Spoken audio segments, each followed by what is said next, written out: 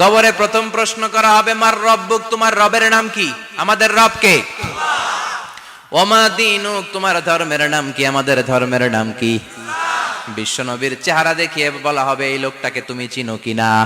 চিনি না আমরা? চাঁদের চেয়ে সুন্দর তুমি, নবী আমার কমলিহি ওয়ালা, দু জাহানের বাদশাহ তুমি, প্যারা নবী সাল্লাল্লাহু আলা, দু জাহানের বাদশাহ তুমি, প্যারা নবী সাল্লাল্লাহু আলা, চাঁদের চেয়ে সুন্দর তুমি, নবী আমার কমলিহি ওয়ালা। সুবহানাল্লাহ পড়ে। আমাদেরকে জিজ্ঞেস করা হবে, রব কে? বলবো আল্লাহ। ধর্ম কি? বলবো ইসলাম। এই লোকটারে চিনো নাকি? আমরা বলবো চিনি, আমাদের প্রাণের নবী মুহাম্মদ সাল্লাল্লাহু। তিনটা প্রশ্নের উত্তর করতে পারলে এডিশনাল আরেকটা প্রশ্ন, ওমা ইলমুক। এই তিনটা প্রশ্নের উত্তর জানলা কেমনে? নকল করছো নাকি? বাংলাদেশে নকল আছে না নাই? কোথায় নকল করে? হ্যাঁ, কিছু লিজেন্ড আছে দেখি, একেবারে জামার ভিতরে নকল, টুপির ভিতরে নকল, স্কেলের ভিতরে নকল, মৌজার ভিতরেও নকল।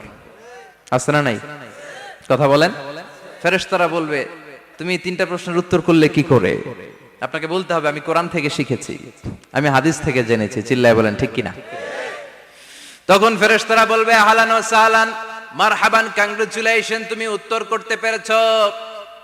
ইফসাহু লাহু কবরুহু ৭০ যিরান, আপনার কবরটারে ৭০ হাত লম্বা বানিয়ে দেয়া হবে। ইফতাহু লাহু বাবুন ইলাল জান্নাহ, জান্নাতের দিকে দরজা করে দেয়া হবে। ইলবাসু মিন লিবাসিল জান্নাহ, জান্নাতের পোশাক পরিয়ে দেয়া হবে।